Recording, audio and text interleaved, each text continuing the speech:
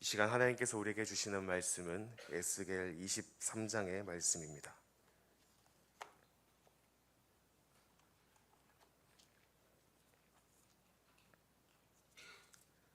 에스겔 23장의 말씀을 교독하겠습니다. 또 여호와의 말씀이 내게 임하여 이르시되 그들이 애굽에서 행음하되 어렸을 때 행음하여 그들의 유방이 눌리며 그 처녀의 가슴이 어루만져졌나니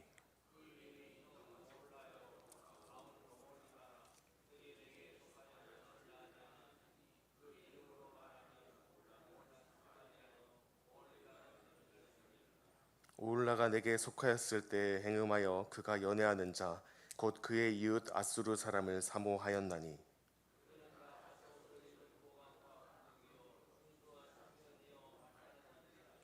그가 아수르 사람들 가운데 잘생긴 그 모든 자들과 행음하고 누구를 연애하든지 그들의 모든 우상으로 자신을 더럽혔으며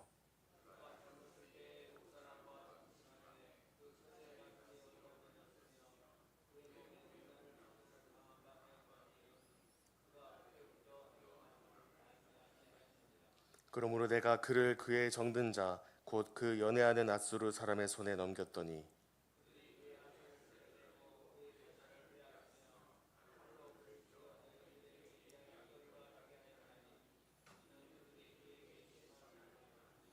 그 아우 오홀리바가 이것을 보고도 그의 형보다 음욕을 더하며 그의 형의 간음함보다 그 간음이 더 심함으로 그의 형보다 더 부패하여 졌느니라.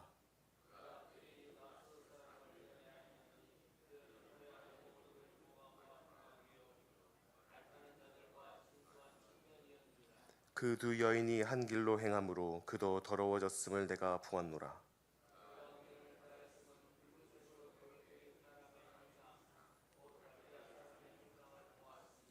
그 형상은 허리를 띠로 동이고 머리를 긴 수건으로 쌌으며 그의 용모는 다 준수한 자 곧 그의 고향 갈대아 바벨론 사람 같은 것이라.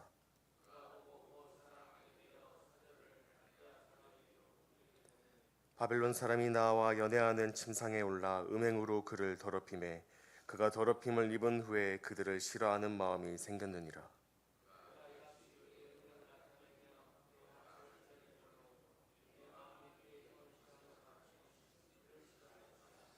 그가 그의 음행을 더하여 젊었을 때 곧 애굽 땅에서 행음하던 때를 생각하고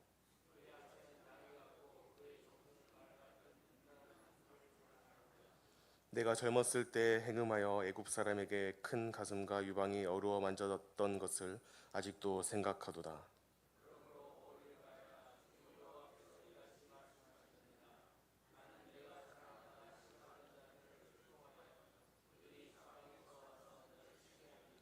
그들은 바벨론 사람과 갈대아 모든 무리 부곡과 소아와 고아 사람과 또 그와 함께한 모든 아수르 사람 곧 준수한 청년이며 다 구관과 감독이며 귀인과 유명한 자요 다 말타는 자들이라.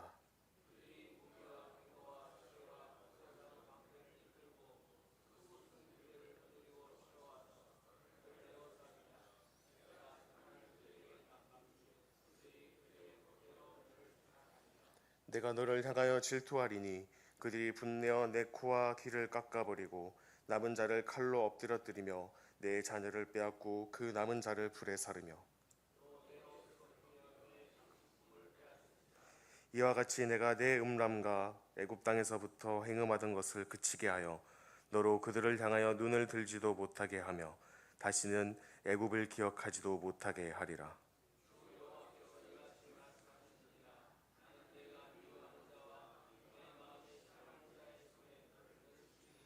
그들이 미워하는 마음으로 내게 행하여 내 모든 수고한 것을 빼앗고 너를 벌거벗은 몸으로 두어서 내 음행에 벗은 몸 곧 내 음란하며 행음하던 것을 드러낼 것이라.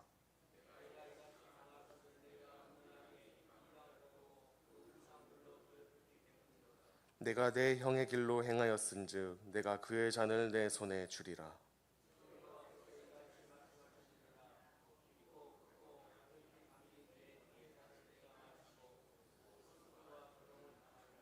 내가 내 형 사마리아의 잔 곧 놀람과 패망의 잔에 넘치게 취하고 근심할지라.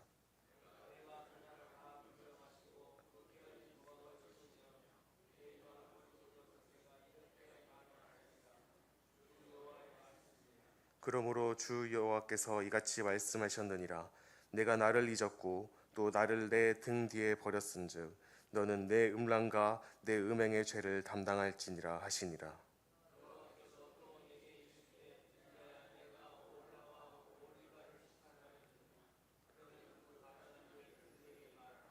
그들이 행음하였으며 피를 손에 묻혔으며 또 그 우상과 행음하며 내게 낳아준 자식들을 우상을 위하여 화제로 살랐으며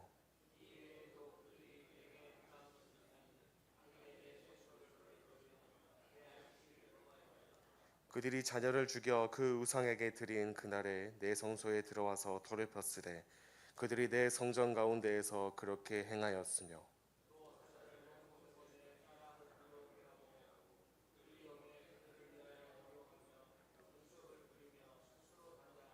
화려한 자리에 앉아 앞에 상을 차리고 내 향과 기름을 그 위에 놓고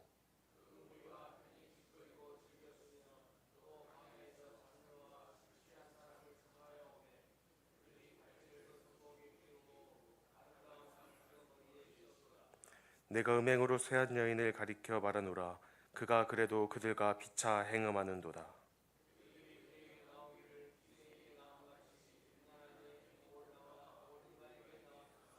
의인이 간통한 여자들을 재판함같이 재판하며 피를 흘린 여인을 재판함같이 재판하리니 그들은 간통한 여자들이요 또 피가 그 손에 묻었음이라.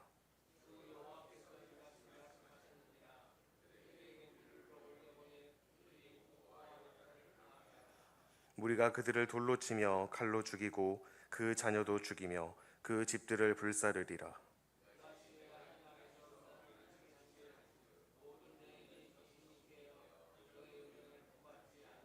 함께 읽겠습니다.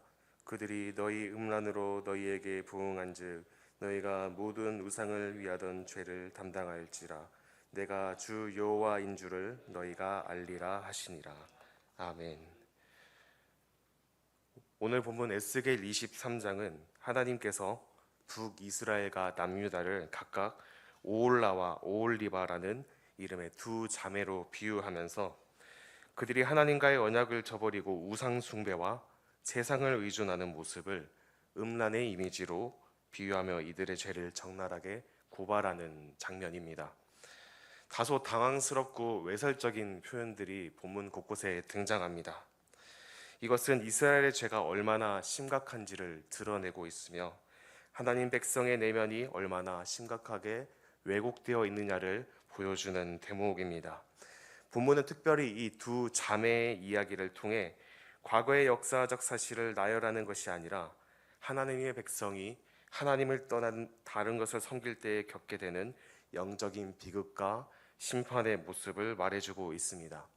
전체 구조는 크게 5개로 나눌 수 있을 것 같습니다. 먼저는 1절에서 4절은 두 자매 오홀라와 오홀리바의 이야기, 그리고 5절에서 10절은 오홀라, 즉 사마리아의 음행과 멸망에 대한 이야기, 그리고 11절에서 21절은 오홀리바, 예루살렘 남유다의 더 큰 음행과 타락에 대한 이야기, 그리고 22절에서 35절은 예루살렘을 향한 심판의 선언과 36절에서 마지막 절까지는 두 자매에 대한 심판의 종결에 대한 이야기로 이어집니다. 먼저 1절에서 4절을 살펴보면 하나님께서 북이스라엘과 남유다를 각각 한 어머니에게서 태어난 자매로 비유하고 있습니다. 실제로 이 자매가 있었던 것은 아닌 것 같습니다. 하지만 현 이스라엘의 모습을 이 여인들의 이야기로 비유하여 이스라엘 백성들의 음행함과 하나님을 떠나 다른 우상을 섬기는 그들의 모습을 고발하고 있는 장면으로 볼 수 있습니다. 먼저 한 어머니에게서 태어났다는 것은 이들은 같은 혈통, 같은 율법, 같은 신앙의 전통을 공유한 언약 공동체라는 것을 보여주고 있습니다. 오홀라는 사마리아를, 오홀리바는 예루살렘을 가리킵니다. 그런데 이 이름의 뜻을 살펴보면 중요한 메시지가 담겨 있다는 것을 알 수 있습니다. 먼저 오홀라는 그녀의 장막이라는 뜻으로 북이스라엘이 하나님의 지정하신 예루살렘 성전이 아닌 자신들만의 제단과 종교 체계를 따랐다는 점을 상징하고 있습니다. 반면 오올리바는 내 장막은 그 안에 있다라는 뜻으로 하나님의 임재가 실제로 머물던 성전이 있었던 예루살렘, 곧 남유다를 가리키는 것입니다. 이 이름 자체가 두 민족의 신앙적 위치와 하나님의 관계가 또 있음을 암시하고 있는 대목입니다. 하나님은 이스라엘과 혼인 언약을 맺으신 신랑이며 그 백성은 신실한 신부로서 하나님을 향한 정절을 지켜야 했습니다. 이것이 결혼의 의미입니다.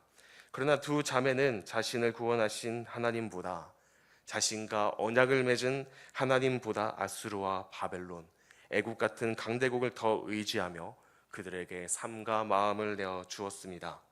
이러한 모습을 성경에서는 계속해서 영적 간음이라고 이야기하고 있습니다.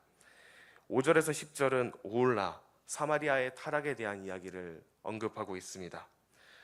6절에 보면 그들은 다 자색 옷을 입은 고관과 감독이요 준수한 청년이요 말 타는 자들이라고 했습니다. 외모도 빼어나고 지위도 높고 권력과 위용도 뛰어난 자들이었습니다. 그들의 군사력, 정치력, 문화적 화려함이 눈에 들어왔고 오홀라는 하나님의 백성으로서의 정체성을 저버리며 그들과 동맹을 맺으려 했습니다. 하나님보다 아수르가 더 든든해 보였고 언약의 말씀보다 외교적 현실이 더 안전한 길처럼 느껴졌기 때문입니다.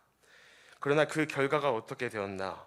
9절 말씀을 보면 내가 그를 그가 연애하던 자들의 손, 곧 그가 사랑하던 아수르 자손의 손에 넘겼더니 그들이 그의 하체를 드러내고 그 자녀를 빼앗으며 칼로 그를 죽였으니 그가 여인들에게 이름을 얻었나니 이는 그들이 그에게 심판을 행하였음이라고 말하고 있습니다. 하나님께서는 결국 오홀라를 아수르의 손에 넘겼습니다. 그의 마음과 그의 모든 것을 다 내어줬던 그 아수르의 손에 넘어가게 됐고 오히려 이들로 인해서 조롱받게 되고 무자비한 심판을 받게 되었다는 것입니다. 11절에서 21절은 방금 이야기했던 오홀라보다 더 큰 죄악을 지은 오홀리바, 남유다에 대한 이야기를 하고 있습니다. 동생 오홀리바는 언니의 파멸을 보면서도 회개하지 않습니다. 오히려 더 심하게 더 탐욕스럽게 음행을 저지릅니다. 아수르뿐만 아니라 바벨론, 심지어 애국까지 그 음행의 대상이 됩니다. 하나님께서는 그녀가 바벨론 사람들의 옷차림과 화려함에 매료되어 그들을 사랑하고 그들의 그림을 벽에 그려놓고 마음을 빼앗긴 모습을 본문에서 이야기하고 있습니다. 그러나 바벨론과 맺은 관계 속에서도 결국 그녀는 멸시를 당합니다. 17절 말씀을 살펴보면 그들이 와서 그에게 나아가 음행할 때에 그가 그들에게 더럽혀졌으므로 그들이 그를 싫어하여 떠났다라고 했습니다. 스스로 원했던 관계에서조차 모욕과 외면을 당한 것입니다. 그럼에도 불구하고 오홀리바는 돌이키지 않습니다. 19절과 20절을 보면 그녀는 젊은 시절 애굽에서의 음행을 기억하며 그때를 그리워하고 있습니다. 그가 그의 음행을 더하여 애굽 땅에서 행음하던 때를 기억하고 그때를 사모하고 있다는 것을 말씀에서 보여주고 있습니다. 22절에서 35절은 이러한 예루살렘에 대한 심판이 선언됩니다. 예루살렘은 하나님을 떠나 이방 민족을 의지하며 그들과 부적절한 동맹을 맺었습니다. 그러나 하나님께서는 그들의 음행의 대상, 연애의 대상이었던 이방 강대국들로 인해 예루살렘을 심판하게 됩니다. 하나님께서 일으키시는 바벨론과 그 동맹들은 강한 군사력으로 예루살렘을 포위하고 무너뜨리며 그녀가 쌓아올린 모든 것을 무너뜨립니다. 예루살렘은 자신이 꾸미고 자랑하던 모든 것들을 빼앗겼고 다른 모든 사람 앞에서 부끄러움을 당하게 됩니다. 하나님께서는 내가 열심으로 너를 대할 것이라고 하시며 참아오시는 분노를 이제는 더는 미루지 않으시겠다고 하십니다.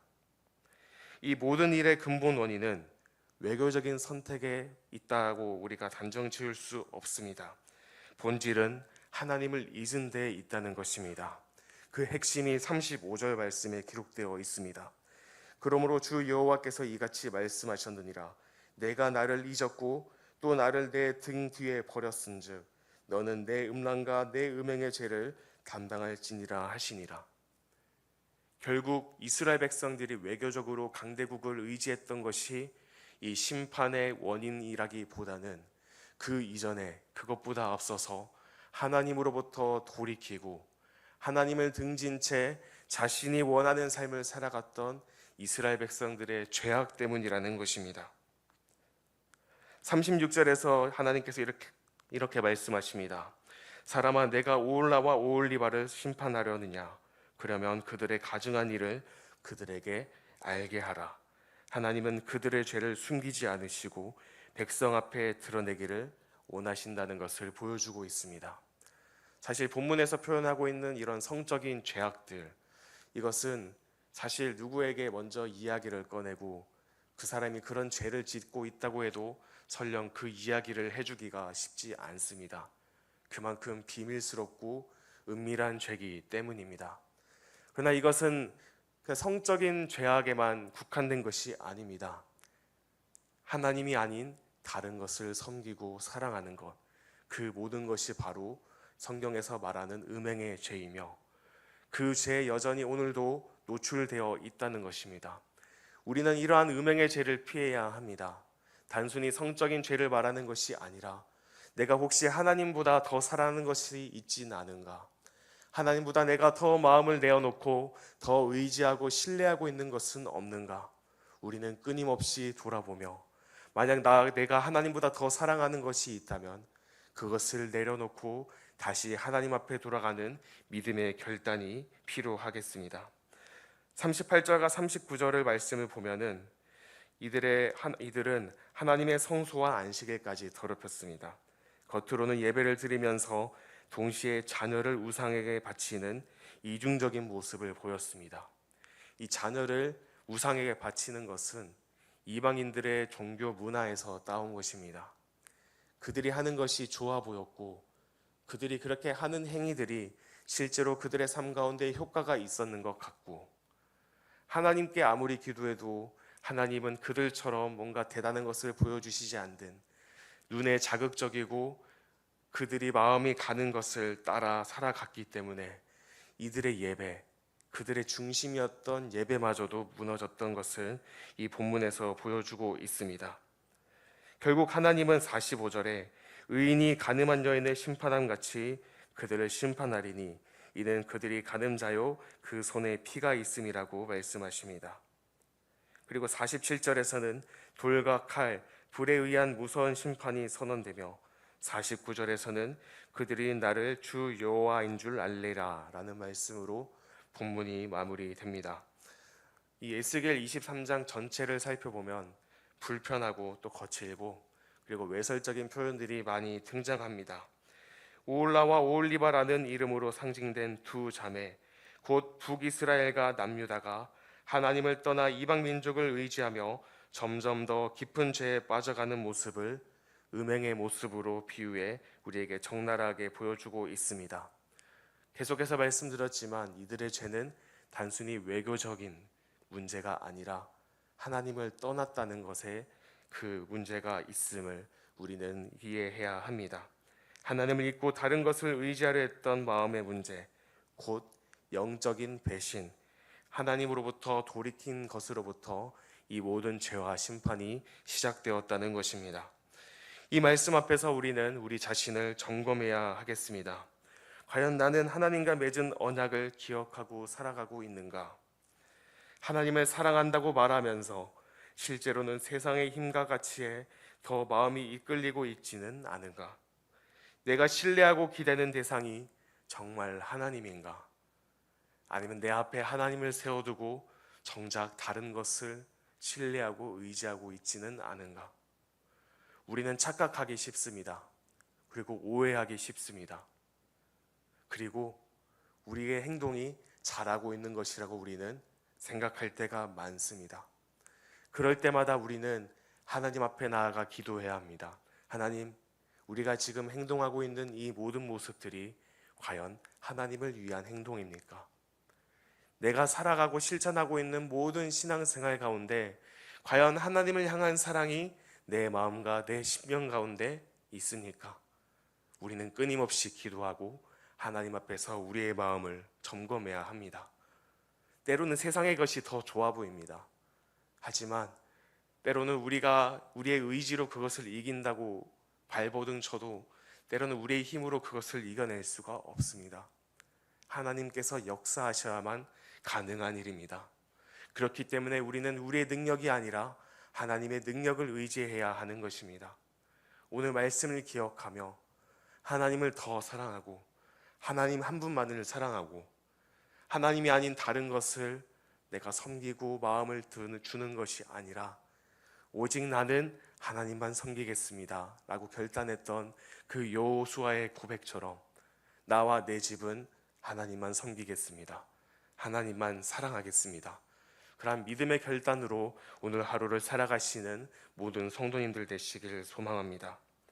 오직 하나님만이 우리의 피난처이십니다. 그리고 오직 하나님만이 우리의 산성 되심을 믿으며 날마다 거룩한 신부로 신랑 되신 하나님을 쫓아가는 거룩한 삶, 성결한 삶을 살아갈 수 있는 저와 여러분 되시기를 간절히 소망합니다.